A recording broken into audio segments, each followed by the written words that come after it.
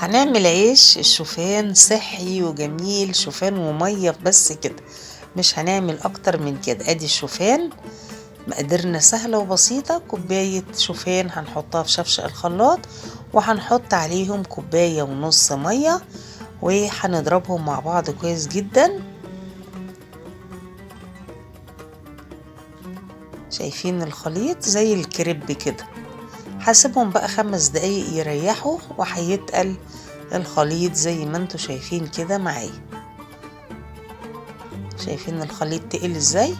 لا حطينا بقى بيكنج باودر ولا خميرة ولا اي حاجة. طاسة سخنة على النار، وهننزل بقى. عايزين الرغيف كبير، الرغيف متوسط، براحتكم. شايفين بيعلى برضو بيستوي، وكأننا حاطين فيه خميرة او بيكنج باودر. خلصنا، حطينا شوية عليهم كده زعتر وحبة البركة.